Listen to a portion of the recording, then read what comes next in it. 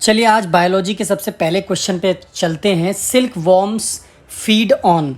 देखिए आमतौर पर सिल्क वॉर्म जो होते हैं प्रीडोमिनेंटली असम में पाए जाते हैं और ज़रूरी नहीं है कि जो सिल्क वॉर्म होते हैं वो प्रीडोमिनेंटली एक ही स्पीसीज़ पर फीड करें, बट मोस्टली जो होते हैं वो फीड करते हैं मलबेरी लीव्स को। ठीक है गाइस, तो चलिए ऑप्शन पे चलते हैं। ऑप्शन नंबर 1 है बेसिल, ऑप्शन नंबर 2 है करी, ऑप्शन नंबर 3 है रोज़ और ऑप्शन नंबर 4 है मलबेरी। तो इसका जो सही ऑप्शन है ऑप्शन नंबर 4 मलबेरी लीव्स। तो सिल्क वॉर्म्स जनरली जो फीड करते हैं वो मलबेरी लीव्स पर करते हैं। ठीक है, और ये प्रीडोमिनेंटली कहाँ पर पाए जाते हैं? असम में। तो चलिए अगले क्वेश्चन की तरफ चलते हैं। The sexual reproductive organs of aspergillus are. तो जो सेक्सुअल रिप्रोडक्टिव ऑर्गन्स होते हैं किसके? एस्परजिलस स्पीसीज़ के, वो इनमें से कौन से हैं? तो चलिए सबसे पहले मैं ये बता दूं कि जो एस्परजिलस होता है ये एक मोल्ड्स की वैराइटीज़ होती हैं, मोल्ड्स की स्पीसीज़ होती हैं। ठीक है, ये ऑल ओवर द वर्ल्ड में पाई जाती हैं।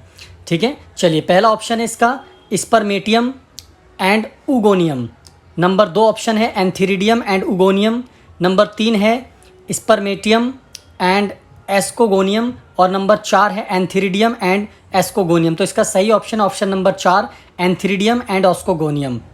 चलिए अगले क्वेश्चन पे चलते हैं।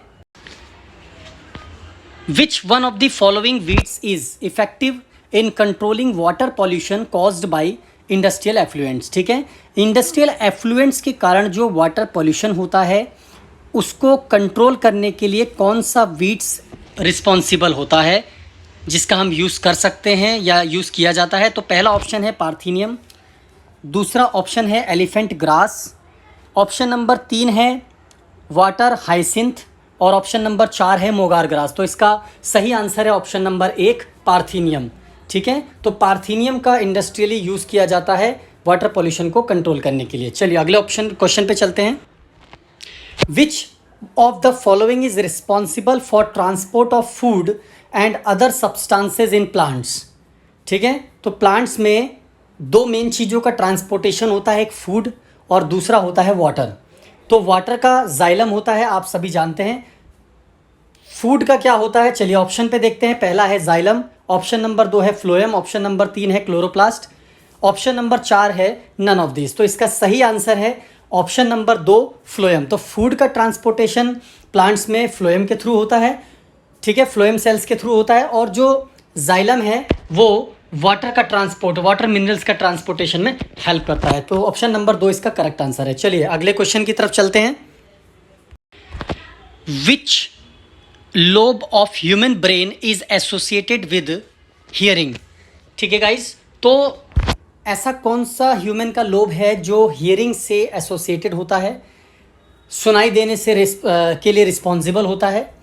तो सबसे पहला है frontal lobe, option number 1, option number 2 है पैराइटल लोब, ऑप्शन नंबर 3 है टेम्पोरल लोब और ऑप्शन नंबर 4 है ऑक्सीपिटल लोब। तो इसका सही आंसर है option number 3 temporal lobe. Guys temporal lobe में ऑडिटरी कॉर्टेक्स होते हैं जो हमारे ईयर से इंफॉर्मेशंस को कलेक्ट करते हैं और हमने क्या सुना है उसको अंडरस्टैंड करते हैं।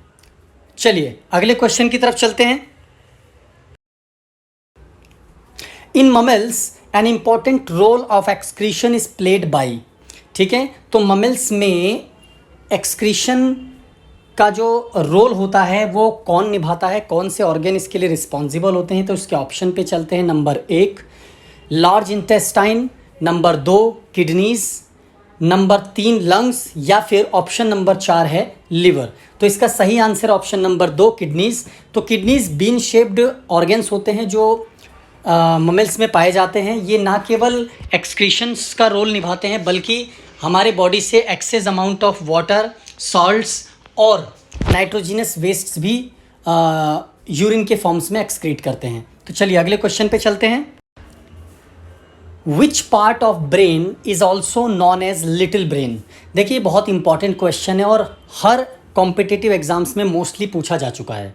ठीक है, तो लिटिल ब्रेन ह्यूमन ब्रेन के किस पार्ट को कहा जाता है? तो पहला ऑप्शन है सेरेब्रम, दूसरा ऑप्शन है सेरेबलम, नंबर तीसरा ऑप्शन है थैलेमस और चौथा ऑप्शन है हाइपोथैलेमस। तो इसका सही आंसर है option number 2 cerebellum. Cerebellum hind brain के पार्ट में पाया जाता है, ठीक है गाइज। और ये इसलिए इम्पॉर्टेंट है क्योंकि हमारे मसल्स को मूवमेंट का मैसेज देना, उसके साथ साथ बैलेंस और इक्विलिब्रियम को मेंटेन करना बॉडी के, इस काम में सेरेब्लम बहुत महत्वपूर्ण भूमिका निभाता है, इसीलिए इसे लिटिल ब्रेन कहा जाता है। चलिए अगले क्वेश्चन की तरफ चलते हैं।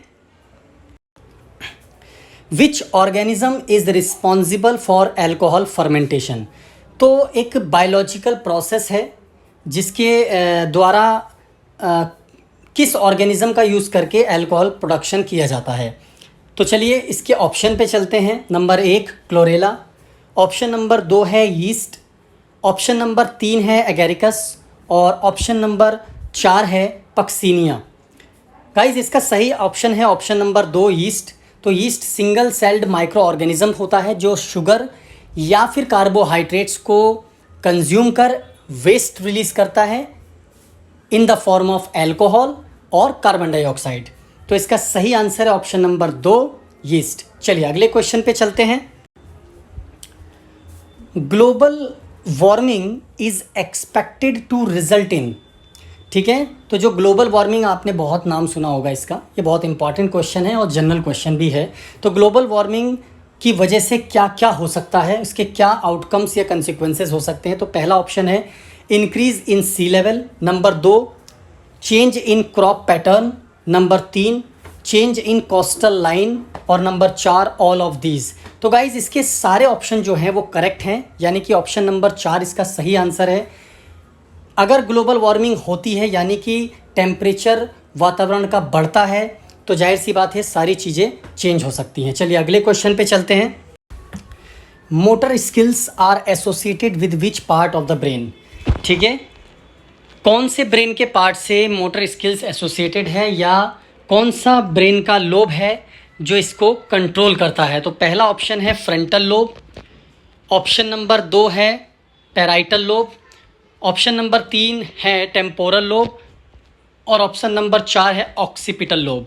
तो इसका सही ऑप्शन है ऑप्शन नंबर 1 फ्रंटल लोब। तो फ्रंटल लोब जो होता है ब्रेन का वो मोटर स्किल्स इसके साथ एसोसिएटेड होती है, ठीक है गाइज। तो ये वीडियो आपको अगर अच्छी लगे तो लाइक और शेयर ज़रूर कर दें। जो चैनल पे नए हैं वो चैनल को सब्सक्राइब करना ना भूलें। Thank you.